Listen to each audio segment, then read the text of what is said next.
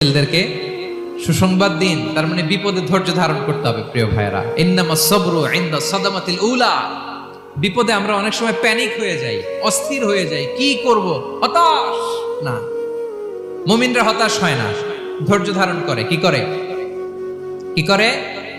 ধৈর্য ধারণ করার শক্তি দাও গো মেহেরবান আমায়, দাও গো মেহেরবান। পড়েন, ধৈর্য ধারণ করার শক্তি দাও গো মেহেরবান আমায়, দাও গো মেহেরবান। সবাই বলুন একসাথে, ধৈর্য ধারণ করার শক্তি দাও গো মেহেরবান আমায়, দাও গো মেহেরবান।